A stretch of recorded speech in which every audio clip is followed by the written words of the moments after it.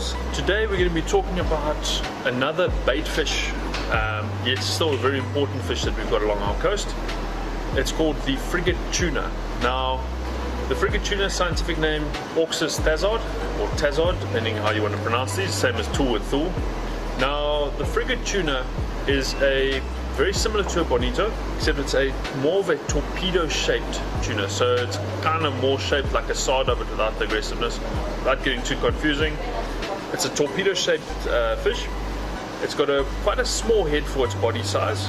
They have got these sort of almost broken stripes on the top of their body.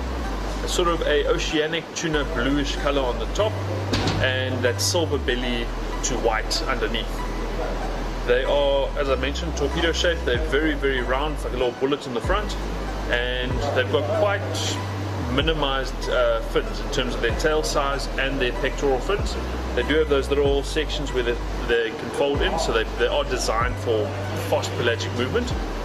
They've also got extended gill rakers inside, which is now quite an interesting thing. So the gill rakers are those little spikes that you get on the gill arches. So inside you've got gill arches, you've got gill rakers, and you've got gill filaments. Now the filaments are the red bits that you see. They actually are the thin layer that diffuses oxygen from the water into the fish. So they absorb oxygen actually.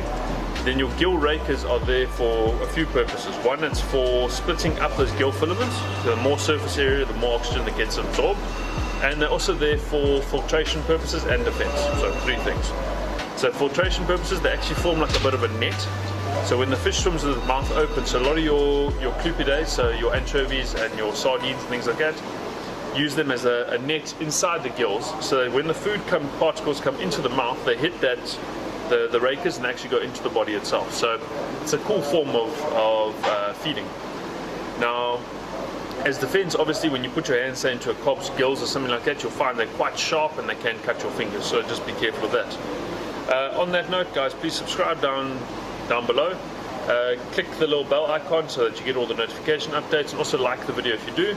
If you want more in-depth sort of science type videos, please let us know in the comments. If you want us to describe how thermoregulation works, for example, and things like that, and how fish operates, the more in-depth side of things as opposed to just the species themselves, let us know. I can do those videos. Just comment down below. Okay, so where were we? Frigate tuna. They are quite, as we mentioned, the stout fins. They like to shoal. What you often find is you get, similar to the bonnies, how they, on the surface, you see these little flicks of water like that.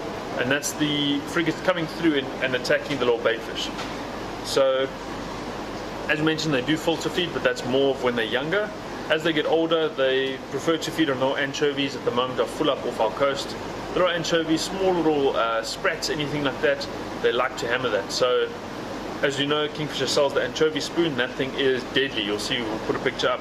You can actually see how similar that thing is to an actual anchovy, and they love it. Now, we mentioned pelagic, so they're not going to be feeding on the bottom, they're feeding in the water column itself. And they get to about, I'd say, about 40 centimeters or so. Anything over 30 is mature, but we normally get them anywhere from about 25 centimeters upwards. They are an extremely important rock and surf bait. They make very nice head baits. Obviously the cutlet's got a lot of blood in them, so they're really first prize. And they're also important for guys doing bullfish, offshore fishing, any of that where they need a live bait. A frigate is absolutely deadly.